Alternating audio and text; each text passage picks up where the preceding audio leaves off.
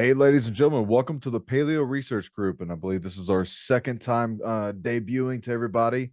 Today, we're going to be doing a little bit of recap of who we are, how we all met, where we've been so far with the research group. And then we're going to talk about Mounds, working with Marzulli, and some future projects that we have going on. And just to introduce everybody, my name's Doug Thornton. I'm the host of American Vindicta Show. Then we have Brent Hite of Brent Hite Outdoors. Brent is our, how would you say this, expert for caves, which is something that me and Mondo definitely are not. Brent is a fellow researcher. Half the stuff that we find is due to Brent's due diligence, and he's the one who more or less is the team leader for this entire group. And he's the one who comes up with all of our future projects, and me and Mondo just get to tag along and have fun while Brent does all the work. And then we have Mondo Gonzales of Prophecy Watchers. Mondo Gonzales is also an archaeoastronomer, so we get to learn a lot of the science stuff about this. And Mondo is our archaeological expert, so he'll be the one who guides our hands as we start to do a lot of this research. And I'm nothing more than just a pretty face, and that's about all I get to bring to the table. So for occasionally, I get to investigate a few things. But guys, people have been asking me, that we need to be doing a little bit more of these sessions with us. So, Brent, would you start off?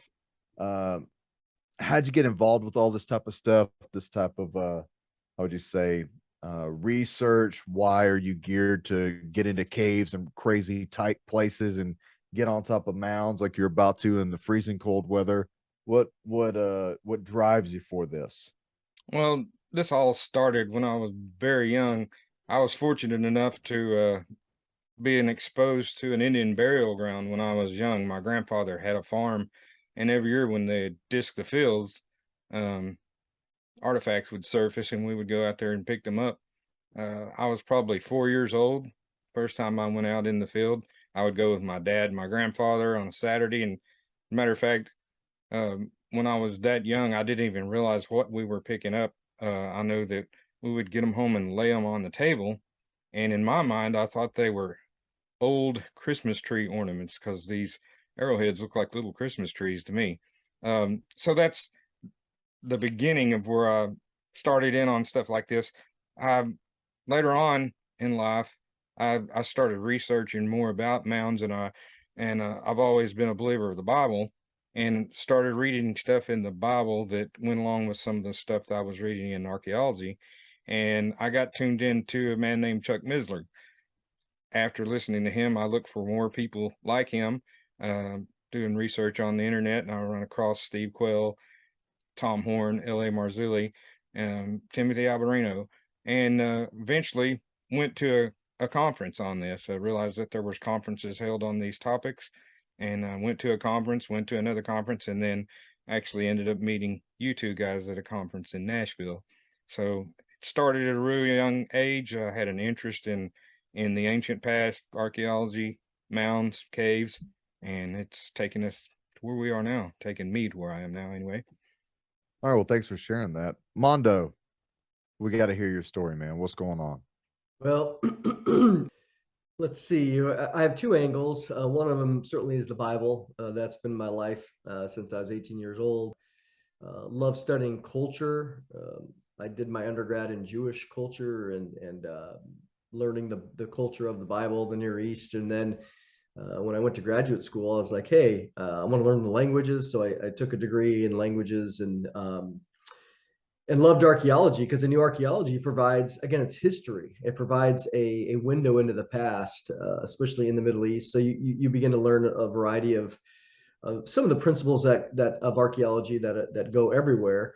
And then, so you have that angle. And then coming here, when I met Marzulli in 2014, I joined his team and we did some archaeological pursuits in Peru, and which again led to just a whole bunch of other things that are, again, going back to the Bible talks about giants. And of course, there's a very strong tradition of giants in America.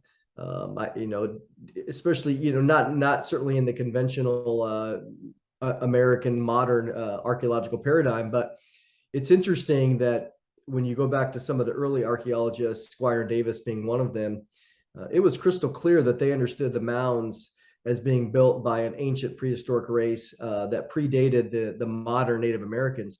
And so that has led to, again, research into the Smithsonian documents, which I've done. I'm still working on a book on that, which is crystal clear that you have 7 or 8 footers or larger that have been buried in the Smithsonian documents. So it kind of brings it all together, which to me, with that meeting you guys at Alberino's conference, it's been great because especially with some of Brent's connections down in Arkansas and other places, we've done work in Ohio with Marzulli, we've done work in Oklahoma as well. So the goal is to investigate some of the mounds, because there's over 100,000 mounds east of the Mississippi River. And the Smithsonian dug up and excavated over 20,000. So what we're trying to find, at least where my desire is to try to find an unexcavated mound that's been maybe in the family for somebody's family for 100 years or 200 years. And again, we're not looking, I want to reiterate this, at least for me, we're not treasure hunters, we're history hunters.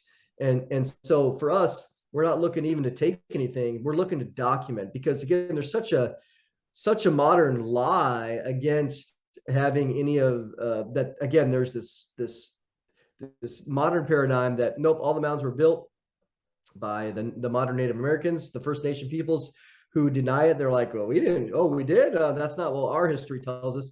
But then even so, that the denial and the rejection that there was ever any large prehistoric race that existed on the American continent. So this is great research. Again, Brent's doing a great job and we're chasing this down.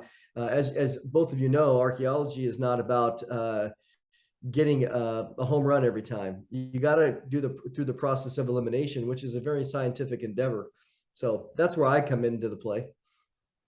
Well, guys, we want to also reiterate that there is no sensationalizing with our research, and we're not going to poke fingers in anybody's eyes, but there are guys out there within our hemisphere who over sensationalize things, just in my honest opinion, is for book sales, which I think is it's horrible, because I think it's a lie to a lot of people, because you're like, hey, read my book, and then all we get is just your thoughts and conjectures. But yet, like I've been coining, we're not internet explorers, we're actual explorers. We're getting our hands in the dirt, thanks to Brent, thanks to Mondo, and it is backbreaking. Some of the places that we've been in is absolutely crazy, and we're going to make sure that we start documenting this a lot better than what we have.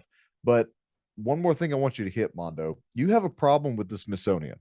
The problems with the documentation, and Brent, jump in there whenever you want, but the documentation with giants. Now, I paid to have access to have like 80 different articles that all involve archaeologists who have done measurements, circumference measurements of skulls, the length of the entire body, even to the extent, I believe it was in the 50s in the state of Virginia, there's actually a sheriff who said that he found a 10-foot tall humanoid skeleton. He exhumed the body and then he put it on display. Now, just to let you know, 1950s is not like when people were, not intelligent. We're not talking about simple country folk. This is after we've already dropped the atom bomb. So we're a little bit advanced. We just, I think people really downplay it. These guys knew how to use a tape measure, right? They didn't have all the lasers and devices we have now. They didn't do lazy math. These guys were very good at what they did. So why is it that, and this is a two-part question, why is it that you have a problem with the Smithsonian? And why is it that we see such denial of what these former archaeologists found? I'll give that to either one of you guys, whoever wants to start. Go ahead, Mondo. What I see is, maybe I'll answer the second one first, because that if I answer the second one, it leads into the first, in that you have to go back, and all of us, I mean, every archaeologist, every human individual has biases or presuppositions or frame of reference, paradigm, whatever you want to phrase it, worldview, if you go into something. And so what I see when I study the documents of these aren't newspaper articles. That a lot of times there's these newspaper articles that it's easy for an archaeologist or an academic, I'll say it that way, to dismiss. Hey, we have a newspaper article from the New York Times from 1885. And like, well, not peer reviewed, move on.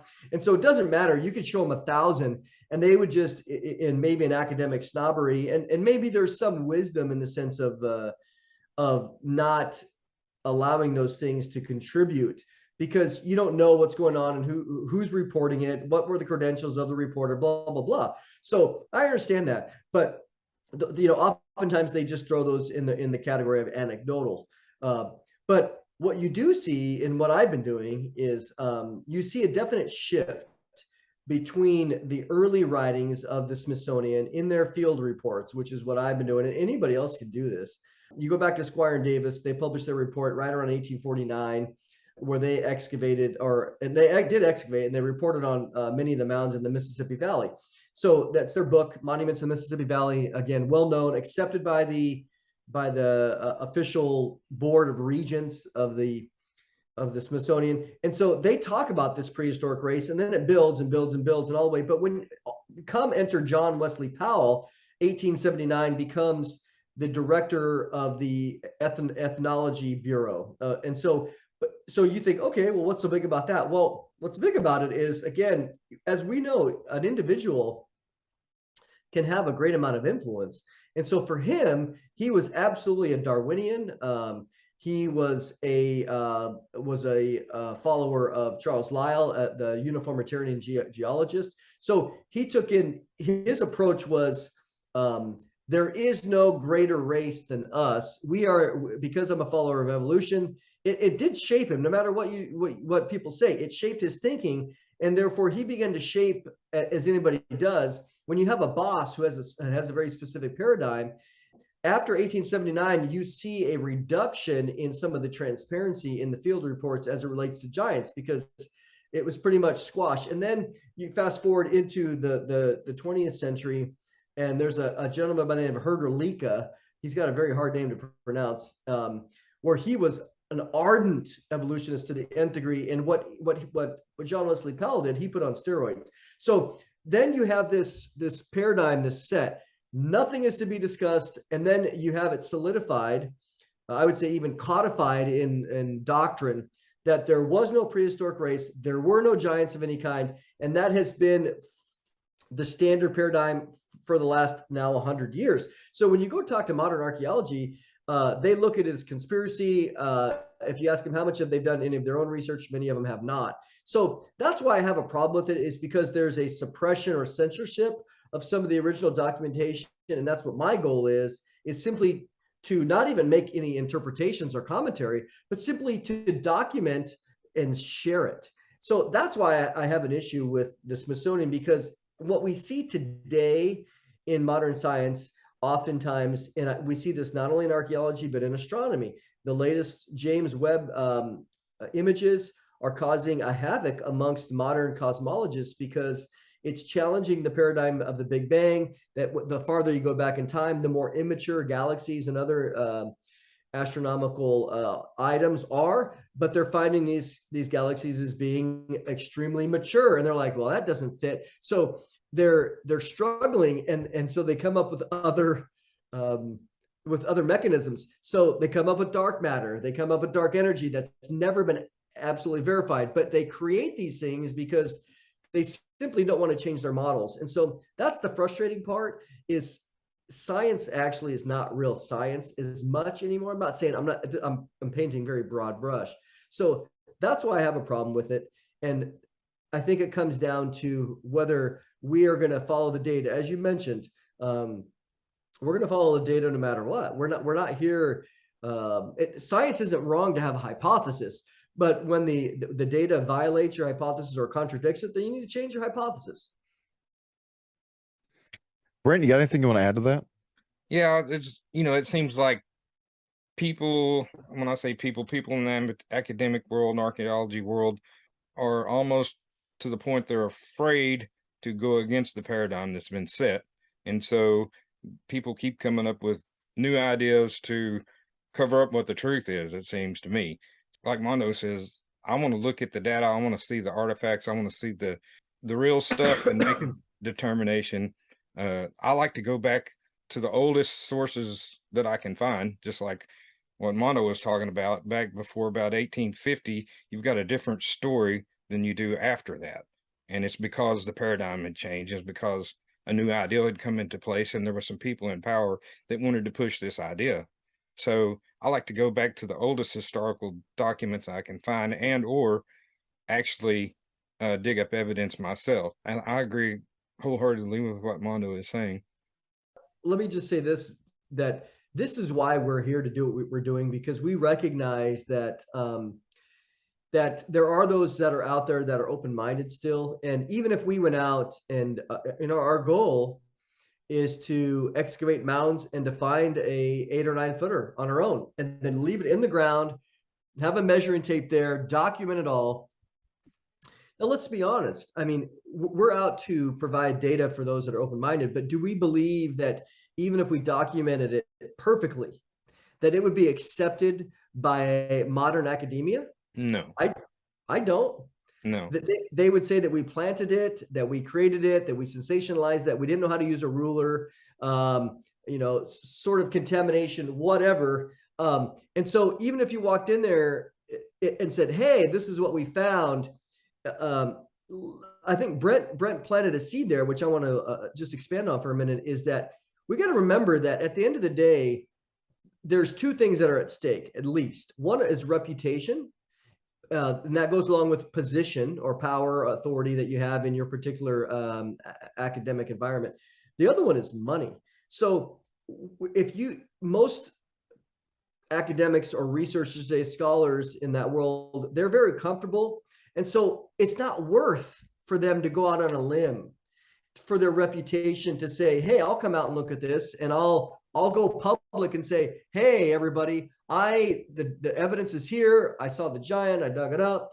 The last 100 years from Hydrolica from the Smithsonian is all wrong. The chances of that are actually slim. So our goal is to reach, again, to present the data, to present the information, and leave it to the average human being who we think or we trust is able to think for themselves. Yeah, and with today's strong grasp that the woke culture and the government has on anything scientific, we are really standing up against a very high wall with trying to expose what we're trying to find. But you know what? I think the stranger the days go, the more things that are going to be uncovered, like the Euphrates drying up and caves now being found. Guys, there's over 100,000 mounds that we can attempt to excavate. We've been to a couple. We got a chance. We've been to a couple, and they have found quite a bit in all these mounds. So one thing I want to go over, let's talk about mounds. First off, Brent, do you want to brief everybody on the next project that you got going for us? Okay. One of our objectives is to, and this is concerning laws in different states, but one of our objectives to find archaeological sites that are on private property. Because of the laws, we're allowed to analyze some of these type of archaeological sites because it is on private property. So one of our goals is to look for mounds or caves that are on private property and get permission from the property owner to actually do an archaeological survey of the area. So we've got about 3 sites that we've recently nailed down. I've talked to property owners, got permission to come in. We're going to be testing some new equipment, which I'll let Mondo elaborate on in a little bit, but we're going to be using some ground penetrating radar. We're going to maybe do some possible excavations if we find anything worthy with the radar equipment to look into further. We're going to do some soil samples and some basic stuff, but it'll give us an idea of what we're looking at if there's actually any archaeological significance there. And if there is, then we can further go through the process and bring in more people as we need to further analyze what we have. So let's break down the process, guys. How do we properly excavate a mound without contaminating it, without destroying evidence? Where do we start? Let's walk this through for the people. Well, what you'll find is the very definition of archaeological methodological research by definition is destructive. I mean, that's just the way it is, because you are tampering with or influencing or intervening in a site, whatever words you want to use. You're taking a site that has been left alone, and you're uncovering it. You're exposing it to the elements. You're taking it out of its context. But the goal, I mean, that's just the nature of archaeology, and it's not. Some people can be like, "Oh, wow." Well, the fact is, history. If you want to know something about a specific site or city, ancient site, and you want to gain knowledge, then you have to do that. For example, you go to Egypt, and there was a time when the Sphinx was covered by sand, and so what do we know about it? Not much. But when you uncover those things, you begin to gain knowledge. And I think all of us, now that we are recipients of that knowledge and even the understanding of the Sphinx, we're glad that someone did it. So first thing, so just that out there to gain knowledge. Second thing is, at least for a mound, we're going to go out there and we're going to do a survey. We're going to do some measurements. We're going to understand how the mound is distinct from the surrounding areas, the topography. And then one of the easiest ways and the wisest economical way is simply to do a ground penetrating radar or a soil resistivity test. So we're going to go out there, survey it, do the ground penetrating radar, depending on the type of soil it is. There's a lot of very specific things that determine the success or the efficiency or the resolution capabilities of the different GPR units. So we're going to do that. And then once we find then what you also do is you look at history. For example, when we excavated a mound in Ohio, we had this book that was, I don't know, published maybe in the 1950s, but it was a great book. It was published by the Ohio Museum, the Ohio State Museum Industry or whatever organization, Historical Society. And the book was awesome because it documented all these mounds that had been excavated, had pictures in there. And so when this particular mound that we excavated, we were able to dig down, and then you have a wall. They call it a balk. As you look at the wall, you can see the different stratigraphic layers. And so when we were there, we were able to look at the book, and the book had these guys did a great job of showing the layers all the way down. And I was like, hey, we had the book out, we had the layers, and I think we got a picture of it, and the layers were matching what they had found in other mounds. So this is pretty fun. And so what you do that, you find maybe an area that looks promising. Oftentimes the mounds, especially depends on the state you're in. And again, if there's other history in comparison with previous mounds, at least in those, that you wanted to focus on the north side of the mound. And generally what you'd find is very specific layers laid down. And then when you got down to the surface level of the mound, you would find different, sometimes you would have maybe a cavity, or you would have a vault room, depending. Sometimes it was made of wood, sometimes it was stone, generally at the surface and below. So the goal is to do it very carefully, very systematically, documenting, hey, this is where the mound was. We saw this here. We saw these sort of artifacts here. Oftentimes we've talked about this where especially in the Squire and Davis and some of the other, very clearly in Squire and Davis, but in some of the other excavation reports, they find very, very distinctly two different types of skeletons, as an example. Usually up to 3 feet in the top of the mound, you might find a modern, and we say modern, in the last 1,000 years, Native American buried there. very close to the top, sometimes together. Again, you name it, sky's the limit as it relates to the variety. But then when you go down to the bottom, again, surface level, they would find another more ancient skeletal remains that would be 2,000 to 3,000 years old. So if you just go haphazardly into these mounds, you might find the skeleton at three feet in the top and go, oh, this is it. That you have to go deep. Pretty much, you have to remove the mound, all of it, into another spot in order to do it right. Let me add something there, Mondo. You know, you said you use the word destructive. It's kind of a destructive process to go through this, but with the advancement of electronics nowadays, you can be less destructive. You can better analyze what's in the ground before you dig into the ground with some of the equipment that we have nowadays. And we're not just out haphazardly with a backhoe digging a hole out here, and we're not without credentials.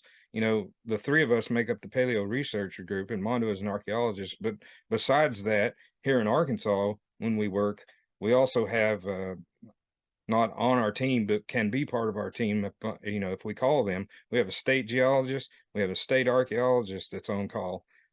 So we're not just tearing into places without credentials and without proper documentation, and we're doing things legally. So yeah, and carefully. I think right. I mean, again, some people, there are those that are like the extreme environmentalists that are against all forms of archaeology, and we're like, well, hey, don't you want to know? And some people say no, and that's, I guess that's what I mean, is they'll label it as destructive, because for the most part, we're not going to put it back the way we found it. But the goal is to, after we're done, is to have a whole body of documented evidence and again, systematic approaches and knowledge of the particular site, along with understanding the different layers, the different time frames, the different time periods. Because as most of us would recognize, the older stuff is on the bottom because people often rebuild. You see that a lot in Israel, and certainly all through the Near East, something called a tell, which is just civilization upon civilization. And Right. But here, the mounds are a little bit different because you don't see this. You see them generally being done once, but being reused. Why not reuse a mound again, even if you're 1,000 years or 1,500 years later? Even though you didn't build it, you still would reuse it as a place of honor to bury somebody, a more recent chief, let's say from the 1500s. It's like, hey, there's a mound, let's use that. And so, yeah, just like in modern times, we have graveyards or cemeteries that you can go see. In the back of the cemetery, these stones were done in the 1700s and then the 1800s, and we just keep repurposing the same plot of ground in the same manner. The mound builders, sometimes if you had a chiefdom, or if you had an elite family among the group or tribe, then sometimes the elder tribe or the elder race would be buried at the bottom, and then the ancestry of that would be buried in layers on top as you go up. A lot of these Brent, yes, Brent, I want you to get deeper into that, because what we were talking about pre-show was that, you know, with what we're looking for, there were times where they actually had the giants that were buried deep, and then I guess like ritualistically in places of honor, the chieftain and his bloodline would right. then be buried on it, and that's also representative in what's happening in parts of Peru. That's also representative of what was being found. Where is it? In lower parts of Italy, with the mounds that were out there as well. So the Nuraghi mounds. So can you go into that a little bit with why they would bury people on top of the giants and all that? Well, in some cases, you find that let's say that you had a chief or some important person in your group. In some cases, they would actually kill the members of the household and bury them with the chief or the animals, the horses, the dogs that we discussed earlier. And you find this in Egypt even. Sometimes a pharaoh is buried with his pets or with horses, or you got like some of the ancient Asian stuff. Soldiers were buried with some of Scandinavia did it as right. well. And so in other cases, it's a bloodline, and bloodlines are important throughout the Bible, throughout modern times, all through history, bloodlines have been important. Bloodlines have wanted to stay in power, and sometimes the bloodline would be buried in, just like the Valley of the Kings.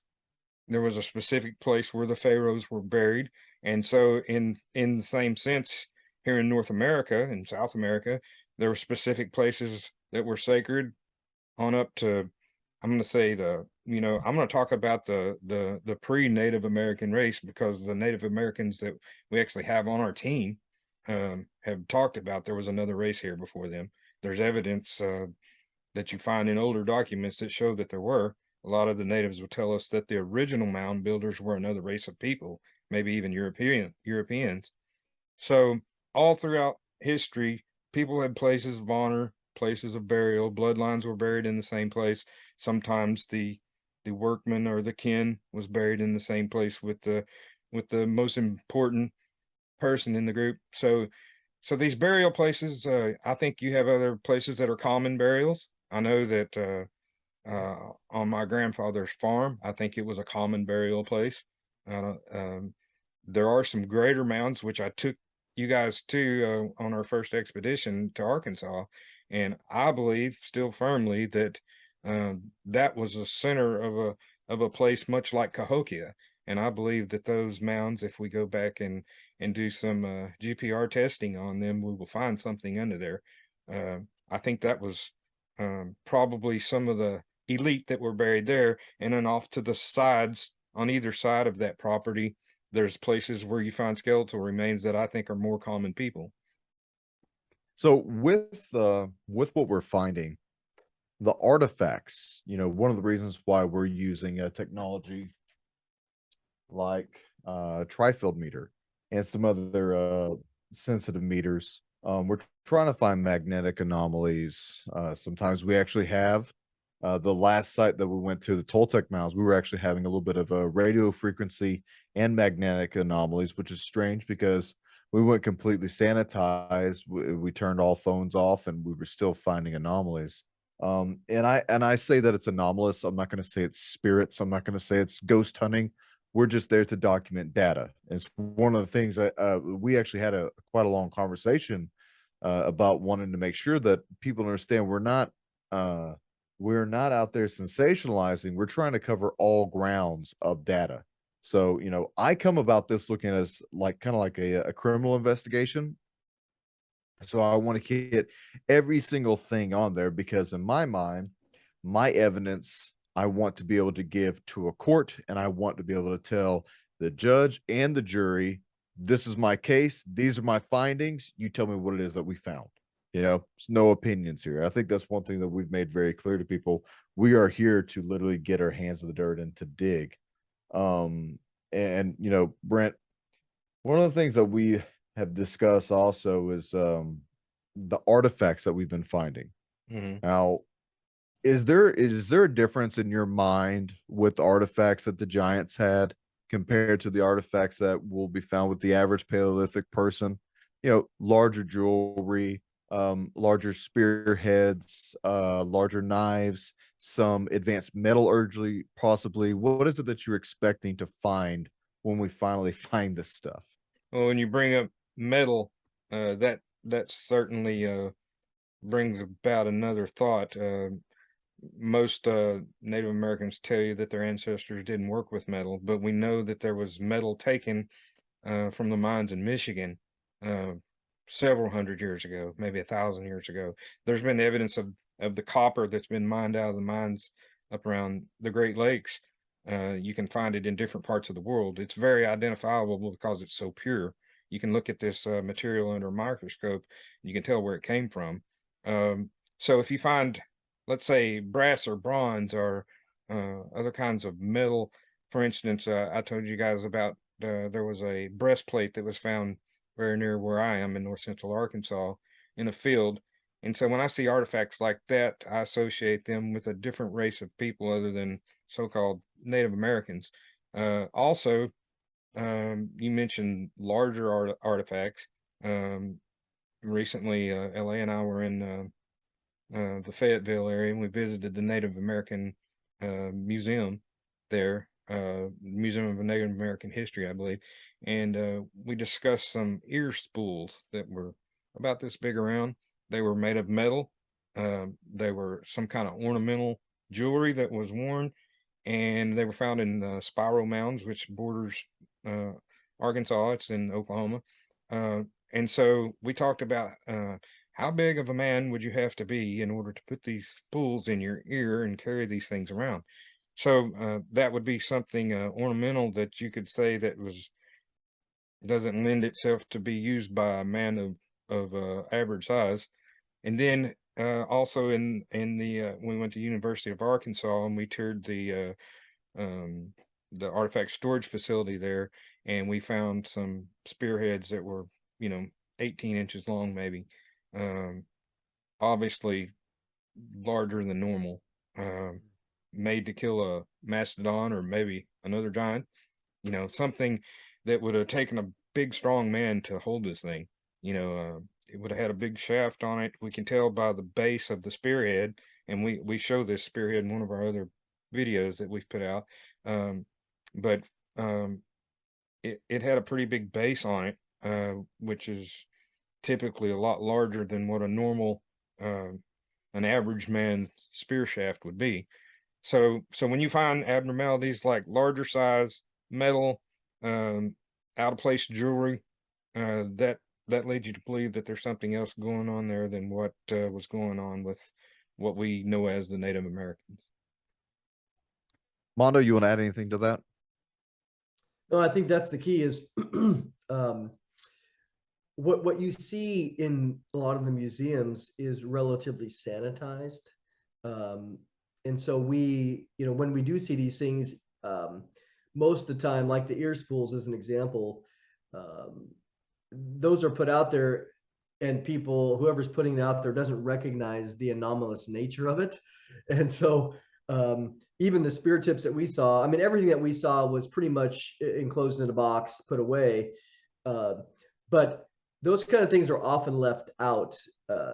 As we've seen, there was a video recently about some stuff that was in Israel, in the Israeli museum, that were clearly giant spear tips, but they were phrased in such a way that oftentimes they're just labeled as being ceremonial, where it was clear from these particular spear tips, which were huge. They were large, even larger than the ones that we saw. There are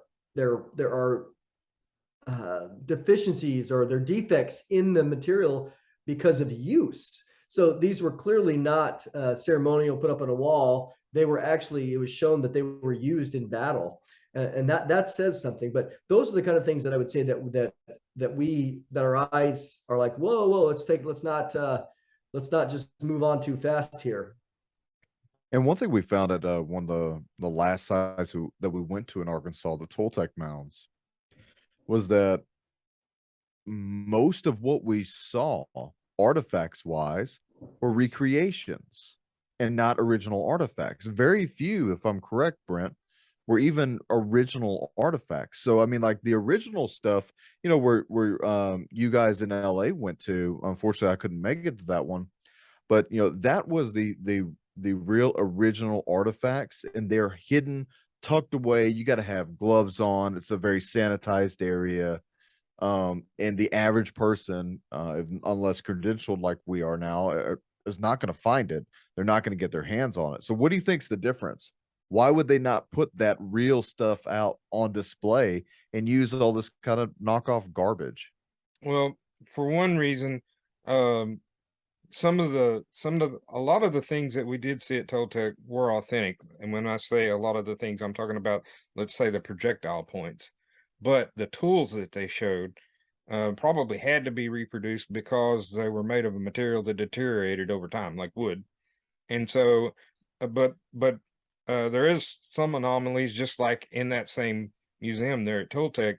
There is a dugout canoe that was preserved, and buried in the sand and mud for centuries, and they were able to take it out, and then they had to treat it and preserve it. But the handheld tools that they illustrated in there, like the bow or different the adze or different things, the handles on them would have naturally deteriorated whether they be made of bone or wood, especially.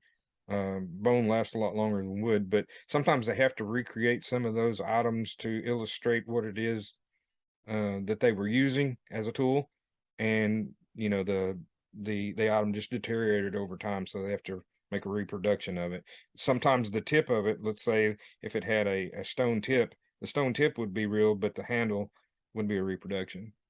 So that's why we see some reproductions in these museums. And also some of these things are very valuable, and it's kind of like you put out a replica instead of the real thing, just to keep different things change because of many camera flashes, or a lot of people go through a place and different things happen in the environment that are corrosive to a place. So sometimes they'll put a replica of the artifact out versus the real thing just to protect it.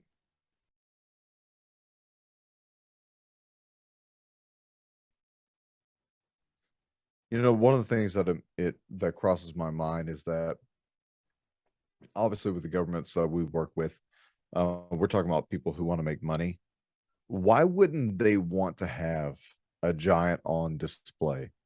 Why, there's nothing more awe-inspiring to man than the imagination of giants, right? Giants are used in everything, every type of story, many different video games, books, music, movies, you name it. It's always a man of very giant stature. And obviously through modernity, giants are very well known, especially within our Bible, which is one of the things that we want to be able to help prove to people who disprove the Bible. Hey, the giants existed, and obviously we face a group of people who really, really want to hide this stuff. So let me ask you this. Why do they want to hide it so much when they could be making all different types of money by showing it? Well, I'll say this, and I'll let Mondo chime in on this because he's already touched on it a little bit. But okay, before the paradigm shift that we talked about earlier, back before 1850 or so, people were making profit off these things. There was mom and pop shops set up and showing artifacts. Even Doug, I'm sure you've researched some of these old newspaper articles where they have pictures of a giant skeleton in a coffin, and they were Of displaying dozens of them. and so it was like a freak show. You pay to Mhm. go in this tent and see this giant skeleton or whatever. So there was people that were trying to profit off this stuff until the laws became such that it made it illegal to do some of these things. And then over time, the paradigm got pushed on people to the point to where this just doesn't happen anymore. It's they say it's not ethical, it's not legal, or what have you, in order to continue on with their cover up of what the truth is. Mondo? Yeah, I would say that, for those of us who believe the Bible, we understand that there is a master conspirator working behind the scenes that arrived right at the beginning, at least publicly in Genesis chapter 3. Not only does Satan exist, he has an extensive kingdom of emissaries that help him.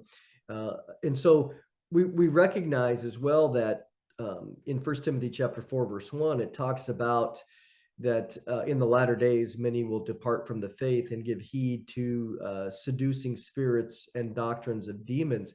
So demons, interesting, are master teachers. They are about knowledge. They're about doctrines. They're about ideologies. They're about arguments. They're about philosophies. And so when we look at our modern culture and its shift towards secularism, there's been a tradition now for at least 100 years or more to remove from Darwin to approach everything from a very secular, non-theistic worldview. And so everything now, it's so entrenched that anything that would dare challenge that secularistic worldview, which says that, remember, the secularist worldview says that the greatest expression of humanity is modern man. Nothing. So as you go back, you are devolving. So the idea of having a very sophisticated giant race that was responsible for either megalithic or mega earthworks or megalithic structures around the world, pyramids, Peru, you name it. That's contrary. So obviously they can't deny the pyramids, but they'll say, oh, it's slave labor or whatever. But any sort of truth or idea that would help authenticate or match up with what the Bible says, that the Bible would teach that in ancient times man was very sophisticated, and that we are, because of sin, we're becoming worse and worse. You see this in the book of Genesis. If you just compare Genesis 5 to, let's say, Genesis 10 and 11, just the length of the lifetime. You go from many hundreds of years in a very wonderful environment, free from radiation, et cetera, however all the biomechanics work. But you see the lifespans continually devolving to 120 years. And then when you get to the time of David at 3000 BC, he says, wow, it's awesome if you live to 70, and if you get 80, you're really lucky. Okay, so when you look at modern Americans, we have a decent lifespan, which is what, 78, 81. So it's very consistent. But so any sort of fact or paradigm that would challenge or authenticate, would challenge the secular worldview or authenticate the scripture is going to be automatically pressed upon from a demonic perspective. So plus you just have human nature. I mean, humans, they don't want God. They don't want accountability. So it's convenient to forget God or suppress him or ignore him. And so when evidence comes up that would go along with the Bible, because if the Bible is authenticated in a degree, well, then you're going to get to the next layer. Well, if it's true here, then could it be true here with Jesus? And could it be true then with Jesus being the Savior and holding mankind accountable for sin? So it is a spiritual issue. Well, I absolutely agree, and I think both of you guys put that very well. I'm in accordance with you. Everything that we're doing to uncover is what the enemy is trying to cover up. You know, they're trying to cover up the truth of Christ and the divinity of Jesus. And I think the more we search, the more we press, the more we find, and hopefully the more souls we free. That's that's the end goal of what we're doing. So let's move on to working with L.A. Marzulli, the one and only L.A. Marzulli. Mondo, let's brief everybody about how we're involved with L.A. and what it is that we're doing with them. Yeah, I mean, LA's done a lot of work. Certainly, he's talked a lot about the Nephilim, about giants, just in general. And then he spent quite a bit of time studying and really doing films on the paranormal, whatever that looks like in his Watcher series. And then because of the Nephilim, he got involved with studying some anomalies down in Peru, the Paracas skulls, the elongated skulls. But then lately, really, I would say from about 2017 on, he's been focusing on the mounds in America. And so he has an On the Trail series. And I've been involved from the Watcher series on all the way through. And so, he's looking at, again, the research done by Squire Davis and others. And he's also investigated which we haven't really talked about yet, but some of the mathematical mysteries. He's got into some of the archaeoastronomy, some of the ways in which the mounds, just the sheer size of the mounds. And then also, of course, what we're trying to do is to authenticate and document as much as we can, which is really hard, who built the mounds. And so that's talking to First Nation peoples. It's getting their thinking, because let me say something too, as it relates to that, because most Native Americans today, they're going to go, hey, look, according to our oral tradition, we didn't build the mounds. But when you have something like NAGPRA, which is a law passed by Congress talking about the repatriation of Native American artifacts and graves, a Native American, which again, they were here and they are here. Naturally, if the government's going to come and say, hey, we want to protect these things, and we're going to throw the mounds under that rubric of administration, then they're going to go, oh, great. What does it hurt us? So for them, it's very convenient to come under that. And so that has been problematic, especially with some of the work that we've been doing with LA. As Brent mentioned, every state is different. That NAGPRA really goes with federal lands as well as any sort of federally supported government agency like the Smithsonian or many of the state agencies, even some academic institutions that are receiving federal funds. They are very limited by NAGPRA. So that has caused some challenge for us in doing research. But again, when you come to private land, there's no restrictions, again, depending on the state. So what we've been doing with Marzulli, he's come alongside, and really when we met back in May at the Alberino conference. And since then, Marzulli is very interested in, again, he's done research at all the mounds, so many of the big mounds, any of the big mounds you would know, he's been there, he's documented them all. But of course, those are, you take Spiral Mounds or the Octagon Mound or Cahokia, any of these major mounds, they're state parks, they're federally recognized. So you're not going to do excavations there. So even though he was able to go there and do some filming and documentation of some of the surface level stuff, the Brent and the opportunity to come in and to see stuff in Arkansas. Again, we had opportunities to do some excavation in Ohio through private places. But Marzulli, his goal is, as you mentioned, Doug, and that is to find truth that we believe will authenticate the scriptural truth of a westward expansion of Nephilim and other tribes in the time of Joshua. You're talking 3400 BC. They went westward all the way through, and most likely what we're recognizing, or at least hypothesizing, is that they extended even further across into the Americas around 1400 BC. So when we come and we see these mega earthworks, what we're seeing is the remnants of these internationally traveled giants. Yeah, I want to say something about that. You know, I've observed this, and I'm sure Mondo and others have, but the more you dig into it, the more obvious it becomes. But it seems as if there is a knowledge that starts in Egypt, and it works its way up through the Levant, and up through Spain, and up through Greece, Rome, on up into England, and then it seems like it crosses the ocean. Because you can go to England around Stonehenge, and you can see some mounds that are around Stonehenge that are identical to some mounds that are in Ohio. They use the same mathematics. There's trigonometry involved. You see angles such as the 51.8 degree angle. Often you see triangles. You see circular mounds or circular walled structures with a moat on the inside. So you see knowledge over the ocean, overseas, that's the same as the knowledge that's over here.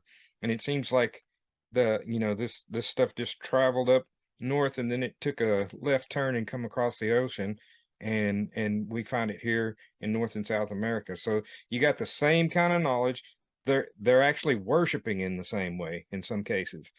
For instance, recently I stumbled on a site in Mississippi that I didn't realize this, but having been to Ohio with Mondo and LA, we observed that there was an octagon mound up there that illustrates that the moon has a phase of roughly 18.62 year lunar cycle. Okay, so there's a mound complex in South Mississippi, which is about 800 miles from this place in Ohio, that illustrates the exact same thing.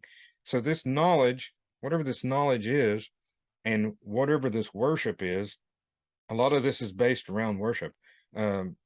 Is eerily similar to me to what you read in the Bible as Baal worship, and it takes different forms. It's called different things, but it includes astronomical stuff. It includes mathematics. It includes agriculture. The phases of the sun and moon are important to these people, and they are all collectively doing this together as a group, and they're going to great lengths to accomplish these things that they've accomplished. So this is very important to them. It was they were very drawn to it, and they were one people that was working toward one goal very vigorously, according to some of the stuff that they left behind. Can you talk about the archaeoastronomy aspect of these mounds as well? Yeah, I mean, and it ties in because what Brent is describing, these societies, these civilizations, LA has one of his films, it's called Lost Civilizations, because what he's doing is he's trying to document that many of these civilizations come and they disappear, especially some of the ones that you see down in Chaco Canyon. They're just gone. And then you have, again, various theories. But what we also recognize is the sheer labor that's involved in making these mega earthworks. And that can only happen, and we discussed this at the Spiral Mounds, that can only happen in a time frame of luxury, a time frame of affluence, because to spend, either to hire somebody to do it or to appoint somebody to do it, slave labor, whatever, it's a tremendous, I mean, millions and millions and millions of hours of labor going into these. So that's the first thing, is if you're out there just trying to survive, subsistence living, farming, hunting, gathering, whatever, you're not going to be wasting your time on this mount. So that's one angle. So what causes people to do it? Well, as Brent mentioned, you could have a worship factor. There's most likely a religion. There could be a religious component, which maybe you're put under fear of the gods that you are worshiping, and therefore you do it out of fear, or maybe you do it simply because you have reverence. But this brings in the other category, which is the archaeoastronomy. So it's just the archaeology of the astronomy of the area, or the astronomy of the archaeology, however you want to phrase it. We often see this in its basic form around the world. One of the great examples in Stonehenge, England, where you have these large stones that are designed with at least two stones. They're in a circle, a henge, but what you have in them being lined up either to measure and to predict the solstices, summer solstice or the winter solstice or the equinoxes, whatever. And that's the most basic thing. You can handle that pretty easily. Anybody can recognize, for the most part, that twice a year in the winter solstice, it's going to be down towards the southeast, and then in the northeast in the summer. So, and then it's going to have its range in the middle, but those are going to be your two extremes, the north and the south, looking towards the east. Of course, you can look at the sun, the same thing on the west as the sun sets. But so if you look at the east and you look at the west, you're going to have the north and the southern points on both sides. So you have 4 points. Okay, that's not very hard. But what Brent mentioned was the lunar cycles.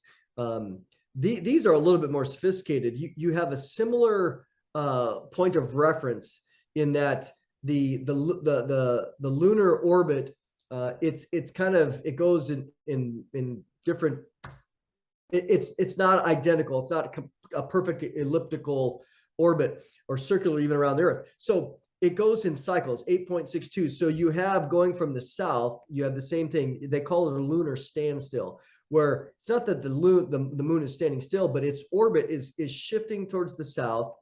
And then when it stops, when it perceives to stop and start heading back, when going from the south all the way to the north, which is even wider than the summer solstice and the winter solstice orbits of what we perceive of the sun, that takes 9.3 years. So to do the complete cycle is 18.6 years. So you have, like, for example, the Octagon Mound in Ohio, which Brent and I were there recently. We did some filming with Marzulli, very specifically lined up to where it measures out the identical spots. So that the lunar cycle is not something you need to grow food. Now, with the summer solstice, you could measure it in such a way, or just the sun cycles for agriculture. That makes great sense. You'd say, hey, look at that. Look, we've marked it. There it is. This is the time to plant, because there are some variations, as we know, in the calendars, leap years, etc. They weren't that sophisticated in the sense of marking it in written form, but they knew that, hey, when it got there, you had this very consistent cycle. So, but when you get to some of these other things, for example, you go to the land of Egypt, you look at the pyramids that on the Giza Plateau are well known to be matched up with what we understand as the belt of Orion. Even the scale of each of the brightness and the magnitude of each stars is reflective in the way that it's designed. So this is the kind of stuff that is very sophisticated and fancy. Some of the effigy mounds, Brent and I spent some time at some of those as well, that whether it's the serpent mound or the alligator mound or whatever, these effigy mounds are designed to only be seen from the sky. And we get the best views. Why? When we're taking a drone. I mean, it's pretty amazing. So if we were to bring in some of the effigy mounds, effigy is just the idea of it. They looks like an animal of some type.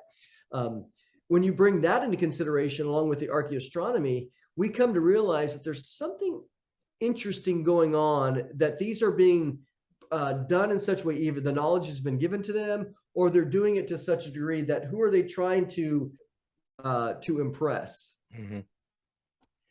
Have we seen representations or similarities to the Nazca lines in South America to anything that's been found here in America, North America? Brent? I would say that the Nazca lines are pretty unique. There's I think it's because of the climate there that a lot of these things are preserved. Maybe there was things like that here also, but we have a lot more moisture in our climate in North America than they do in the South. But I think there's some things that are pretty unique with the Nazca lines and the effigies, but there again, similarities, just like Mondo was talking about the alligator mound. A lot of these places you can do tests, and we did it at Toltec also. Doug, you were with us. You can take just a compass, and you can analyze some point to point shots with the compass and figure out if this mound is pointing toward a solstice or an equinox or a rising of a star or different things. Just like this thing behind me in this picture we call the Arkansas Sphinx. We demonstrated that the North Star would rise in the center of that hole that you see in the rock. Some things you can do simple tests to prove that there's something deliberate going on there. But I think there are things in Nazca that are unique to Nazca, but I think the same ideology is happening here in North America and across the ocean and other places too. Effigies are important, especially when they take on the reptilian form, like the alligator mound. And then you have snakes. That's reptilian form. Then you have lizards that show up in different places. So we all know that, from Genesis' account that Satan appeared to Eve as serpentine in nature. It seems like, just like in the Asian cultures where there's dragon worship, it's been for a long time. It seems like a lot of this stuff reverts back to the dark side. So I don't know. I think the different cultures have their uniqueness, but then again, they have some of the same ideology. They're just expressing it in a different way. Well, the Nazca lines, I know it's in South America, but they also found a similar artifacts that, once again, you can only see from a certain altitude, but also I think out in India. So, what you guys have talked about is, to me, it's interesting because from Egypt through the Levant and then heading north, we have a similarity of cultural exchange, right? There's obviously a culture that is traveling northward, and it is leaving its residue with the populace, and that is with the artifacts, with the mounds, with the burial areas. I think as we go through this journey of ours, we're going to come across some pretty crazy places, and we're seeing similarities from all around the world, which is just, to me, it's very interesting. How did people cross the void of the ocean and share this knowledge back when supposedly that level of traveling was not available? So, Brent, let's close this out and talk about the future projects that we got. We got about 2 minutes left. Okay. So, first of all, the thing that's number one on our list is we've recently acquired access to a fairly large mound. It's in the middle of someone's pasture, and it's free of shrubs and trees. So it's cleared ground that we can get good readings with ground penetrating radar on, be easy to access. We've got full permission to do what we need to do there. Then earlier on, we gained access to a place that we visited on when you guys first came here, where there was a eyewitness that actually dug up a 7-footer in the area. And then just today, a few minutes before we started this broadcast, I got a text confirming some other mounds that are near the first one that we're going to, that we are probably going to have access to. So we may have 3 sites to test out the ground penetrating radar equipment, and we'll work with those 3 sites. It's going to be cold. Be sure you bring your coats when you come up here. But we'll do that, and that's what's next on our list. And hopefully we can get some of our former colleagues out there, like Billy, and see if maybe he can come out there and share some of his knowledge and grace. Yeah, I'd love for him to be there. Mondo, you got anything before we close out? Nope, we're just, as we like to say, we're on the trail. It's great. On the trail.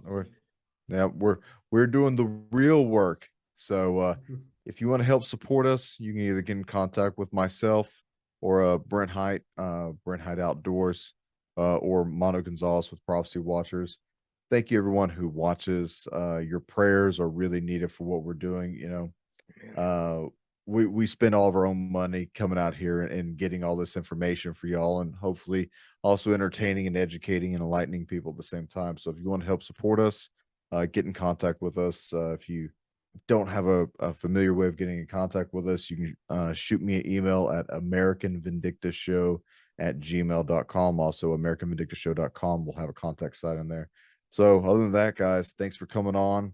We will be briefing everybody hopefully here in a couple weeks as to what we find, and stay tuned. We'll see you next time.